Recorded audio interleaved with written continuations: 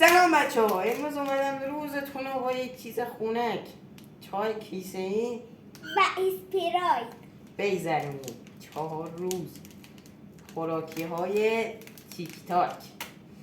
خوراکی های تیک تاک توی 4 روز 4 تا چیز مختلف. مطمئنم که همتون وقتی توی یه جا میدید اوه چقدر تشنمه تابستون بهتون گرمان، اینقدر گرمانه که مختون دیگه کار نمیکنه. این خوراکی هم بیشترین آره. ترندی رو در سال داشته. امروز ما اومدیم بهتون خیلی خفن یاد بدیم. ما به 2 تا چیز ساده نیاز داریم. شما هم تو این 2 تا از بقال یک عدد اسپراید. یه دونه هم چای کیسه ای. ها در اسپراید رو باز میکنیم. اسپراید درش باز میکنیم. آروم باز نکنه چیز باشه.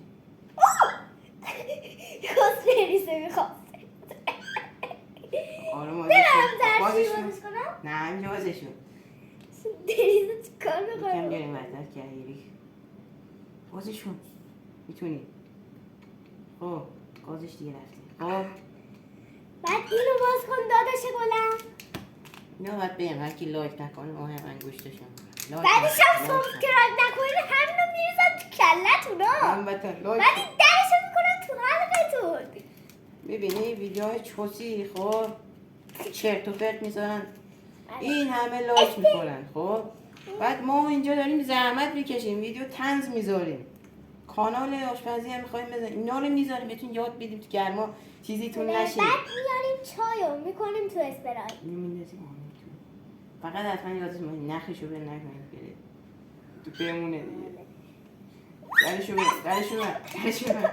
من درشو 24 ساعت باید من بذاریمش احساس تو میکنم یخچال. که اینو من زیاد خوب ننداختم چون نگاه کنید منم احساس میکنم خیلی عجیبه. زیاد خوب نیوردم ولی شما اگه میتونید اینو بهتر یاد کنید. آره حالا ما 24 ساعت میذاریمش یخچال. 24 ساعت گذشت و این حاضر شد. بریم تستش کنیم تا گونه این چیزا رو راستی نکنیم. اگه ویدیوشو ندید لطفاً برید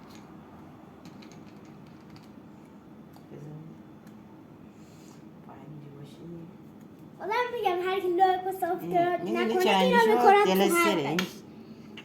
دلستره دیگه. دلستره واقعا.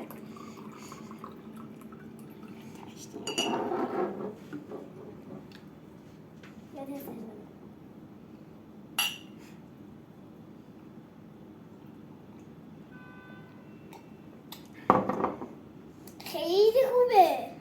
چایه قد دلستره. دلستر لیمویی هیچ فرقی نداره. نگاه بیا تو شدی شاشه شاش خوردیم ما الان. چقدر پنگی شاشه اش میکنی شاش واسه توست کی واسهتون تو ویدیو شاش درست میکرد؟ لایک و سابسکرایب کنید.